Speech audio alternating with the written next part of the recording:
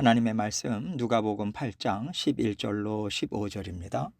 누가복음 8장 11절로 15절 말씀 제가 읽습니다. 이 비유는 이러하니라. 씨는 하나님의 말씀이요 길가에 있다는 것은 말씀을 들은 자니 이에 마귀가 가서 그들이 믿어 구원을 얻지 못하게 하려고 말씀을 그 마음에서 빼앗는 것이요. 바위 위에 있다는 것은 말씀을 들을 때에 기쁨으로 받으나 뿌리가 없어 잠깐 믿다가 시련을 당할 때에 배반하는 자요. 가시떨기에 떨어졌다는 것은 말씀을 들은 자이나 지내는 중 이생의 염려와 재물과 향락의 기운이 막혀 온전히 결실하지 못하는 자요. 좋은 땅에 있다는 것은 착하고 좋은 마음으로 말씀을 듣고 지키어 인내로 결실하는 자니라. 아멘. 하나님께서 우리를 사랑하셔서 선물로 주신 것은 예수 그리스도를 통한 구원이고 예수 그리스도가 증거하신 말씀입니다. 예수님께서 이스라엘 백성들에게 전하신 말씀은 하나님이 인정하시는 진리의 말씀이었어요. 그래서 지금까지 율법을 통해서 하나님을 알고 이해하고 의롭다함을 받고자 애썼던 그들은 예수 그리스도께서 전해주시는 말씀을 마음에 받아들여야 하지만 하나님의 진리의 말씀을 인정하는 것이고 그 진리의 말씀을 믿는 믿음으로 구원을 얻을 수 있는 거거든요. 이 일이 이스라엘 백성들에게 있어야 되는데 그들 마음에는 율법을 통한 구원이 이미 자리를 잡고 있습니다. 그리고 종교 지도자들은 율법이 가져다 주는 부와 명예와 권세를 누렸어요. 하나님의 말씀을 통해서 하늘의 신령한 은혜와 복으로 채워지는 만족과 기쁨으로 살아갔던 것이 아니라 하나님의 말씀을 독점하다 보니까 돈이 쌓이고 명예가 올라가고 자기 맘대로 쥐고 흔들 수 있는 권력이 생겨난 겁니다. 그러니 예수님께서 참된 진리의 말씀을 전해주셔도 그 복음의 메시지를 들을 마음의 준비가 전혀 안 돼 있는 거예요. 하나님께서 우리에게도 이 땅에서 예수님을 믿고 구원을 얻게 하셨고요. 이 구원의 믿음을 가지고 우리는 하나님께서 주신 은혜와 복을 받으면서 삽니다. 하나님께서 이 땅에 물질도 주시고 명예도 주시고 권세도 주세요. 이 땅에서 제자로서의 일을 감당하기 위해서 필요하다면 하나님은 이런 것들도 다 채워주십니다. 그런데 마치 종교 지도자들처럼 하나님이 주신 것을 가지고 세상살이에 급급해서 우리의 정신이나 마음이 냉랭해져 있는 상태로 살아갈 수 있을 수도 있다는 말씀이라고 저는 생각해요. 물론 이 말씀은 당시의 제자들이 복음을 전할 때 박해나 멸시, 거절 이런 여러 가지 어려움들이 있을 수 있다는 거, 제자의 길이 그렇다는 것을 알라고 준비시키는 말씀으로도 생각할 수 있습니다. 우리가 만나는 사람들을 보면 그리고 그들의 삶을 옆에서 보면 어느 정도 우리가 영의 눈으로 볼 수 있잖아요.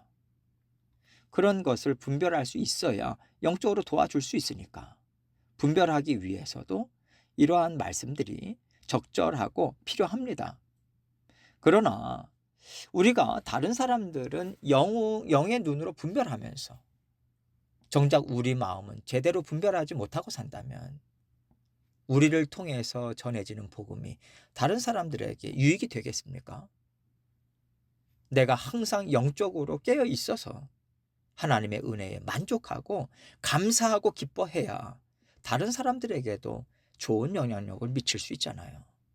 그래서 내가 먼저 좋은 땅이 되자.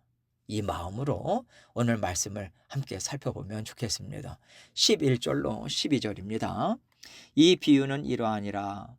씨는 하나님의 말씀이요 길가에 있다는 것은 말씀을 들은 자니 이에 마귀가 가서 그들이 믿어 구원을 얻지 못하게 하려고 말씀을 그 마음에서 빼앗는 것이요. 본문 앞부분을 보면 예수님은 씨 뿌리는 비유를 5절부터 말씀하셨고요. 지금 11절부터는 제자들에게 이 비유의 말씀을 풀어 가르치시는 거예요.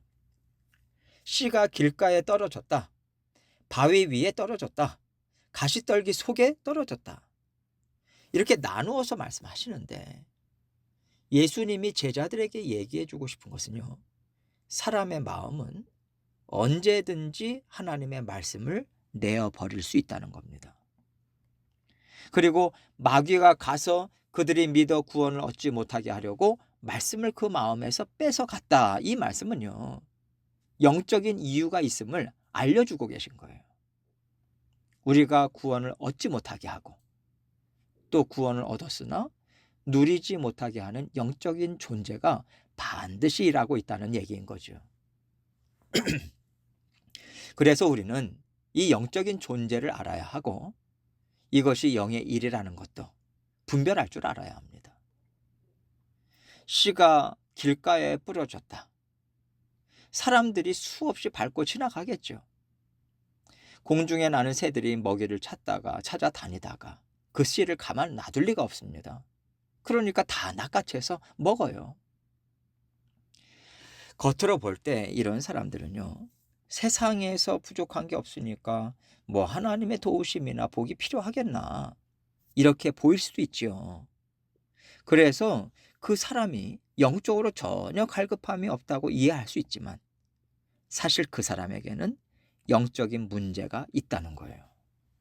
악한 것이 주인 노릇을 하고 있어서 복음을 계속 가로막고 있다는 얘기입니다. 그렇다면 그 사람에게 필요한 게 뭐겠어요? 영적 싸움 아니겠습니까? 악한 영을 대적하는 영적 싸움이 우리에게 필요한 거죠. 그래서 그 사람에게는 사랑과 정성, 변함없는 선함으로 대해야겠지만 우리 안에서는 영적 싸움을 끊임없이 싸워서 십자가 보혈이 그의 심령에 뿌려지기를 우리는 애써야 하는 것입니다. 이것이 믿음을 가진 자녀들이 사람들이 해야 하는 일인 거죠. 그러면 이러한 영적인 일이 길가에 씨가 뿌려진 것과 같은 사람들에게만 있는가? 13절을 보세요.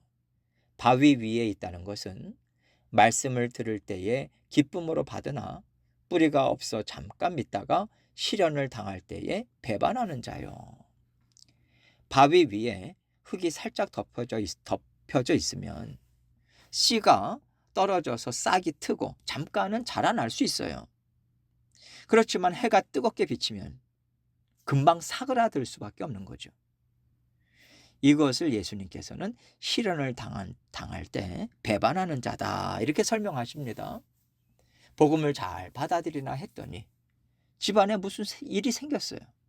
시련을 당하니까 아이고 교회 나와서 이런 일이 생기나 보다 그러면서 얼른 교회를 떠나는 사람들도 있다는 겁니다. 14절입니다. 가시떨기에 떨어졌다는 것은 말씀을 들은 자이나 지내는 중 이생의 염려와 재물과 향락의 기운이 막혀 온전히 결실하지 못하는 자요. 가시떨기는요. 가시덩굴이나 또는 억세게 자라는 잡초로 생각할 수 있어요. 우리가 사는 이곳도 보면요. 가시가 나가지고 손으로 뽑아내지 못하는 크게 자라나는 잡초들이 있잖아요. 이런 것들이 사방에서 자라나고 있다면 그 사이에 씨가 뿌려져도 제대로 자라나지를 못하죠. 이런 사람들은요. 어떻게 해야 잘 살 수 있을까? 이 세상살이에 대해서 생각이 많은 사람들입니다. 그러니까 모든 상황에 대해서 미리 염려하고 두려워하죠. 또 물질이 있으면 얼마나 편한지도 잘 알아요. 그래서 물질을 벌어들이는데도 열심이고 그 물질을 자신을 위해서 사용하는데도 참 열심입니다. 예수님께서는 이런 사람이 바로 세상에 묶여 있는 거라고 말씀하시는 거예요. 세상이 그 마음의 주인 노릇을 하고 있는 거죠.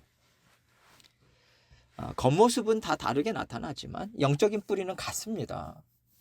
복음의 씨앗이 떨어져서 뿌리를 내리고 있는데 악한 영들은 끊임없이 그 복음의 씨를 흩어놓고 뽑아버리려고 하고 우는 사자와 같이 삼킬자를 찾아서 다니고 계속 찌르고 흔든다는 거예요. 그럼 그때 우리가 해야 하는 일이 무엇이겠습니까? 예수 그리스도를 통해서 주신 생명의 말씀을 우리가 먹어야죠. 이것이 땅에 좋은 영양분을 주는 거잖아요. 말씀을 주시면 그 말씀을 그렇구나. 그렇구나. 받아 먹어서 기운을 내야 합니다. 하나님의 말씀을 받아 먹어서 어느 정도 알게 되었다면 분별할 줄도 알아야 돼요. 악한 길이고 육신의 본성을 쫓아가는 길이라는 것을 안다면 그 길로 가서는 안 되지 않습니까? 예수님을 배척하고 예수님을 십자가에 잡아 죽이는 일을 아주 못된 사람들, 하나님을 알지 못하는 사람들이 한 게 아니에요. 종교 지도자들은 하나님을 알았습니다. 하나님께서 너는 이거 갖고 이래서 복음을 전하라고, 제자의 삶을 살아서 또 다른 제자들을 양육하라고 주신 것들을 자신의 욕심대로 사용하던 사람들이 예수님을 죽였잖아요. 또 어떤 사람들은요, 너는 이 부족함을 통해서 제자의 삶을 살아내서 또 다른 내 제자들을 만들어내라고 작은 분깃을 받은 사람들도 있습니다. 그런데 하나님이 작은 분깃만 주셨다고 슬퍼하고 낙심하고 시기와 질투에 사로잡혀서 산다면 진리의 말씀으로 힘을 얻고 열매 맺는 삶을 살지 못하고 있는 거예요. 이런 사람들도 예수님께 분노하면서 죽이는 일에 가담을 했거든요. 그러면 좋은 땅은 무엇이냐? 15절입니다. 좋은 땅에 있다는 것은 착하고 좋은 마음으로 말씀을 듣고 지키어 인내로 결실하는 자니라.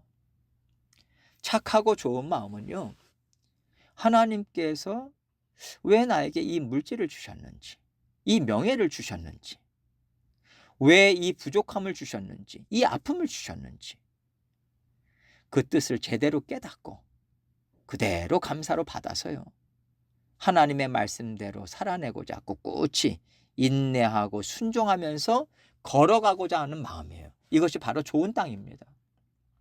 좋은 땅의 정의는 하나님께서 무엇을 주시든지, 농부가 어떤 씨를 뿌리든지 건강하게 자라고요, 풍성하게 열매 맺는다는 뜻이잖아요. 하나님께서 우리 각자에게 어떤 인생을 주셨든 부족하면 부족한 대로, 풍성하면 풍성한 대로 하나님께서 주신 목적을 깨닫고 목적대로 살아가고자 애를 쓰면 됩니다. 그런데 애를 쓰는 데 있어서 가장 중요한 것은 하나님께서 주신 삶에 대해서 긍정적으로 받아들이는 거예요. 긍정적으로 받아들여야 이걸 왜 주셨는지 깨달을 수 있습니다. 긍정적으로 받아들이는 것이 이 하나님께서 주신 씨를 내 마음에 심는 거잖아요. 그렇게 좋으신 뜻이 있다라고 받고 하나님께 여쭙고 하나님과 함께 동행하다 보면 이래서 주셨구나 깨닫고요. 또 이 주신 것을 어떻게 마음에 품고 살아가야 열매가 맺히는지도 하나님께로부터 배울 수 있거든요. 이렇게 배우고 자라나고 품고 인내하면서 하나님께서 주시는 열매를 기대하며 살아가는 것이 바로 하나님 보시기에 아름다운 삶을 살아가는 것입니다. 우리 모두 하나님께서 주신 인생 긍정적인 마음으로, 좋은 마음으로 받으시고 계속해서 하나님과 함께 열매 맺는 삶에 집중하시는 저와 여러분이 되시기를 주님의 이름으로 축원합니다.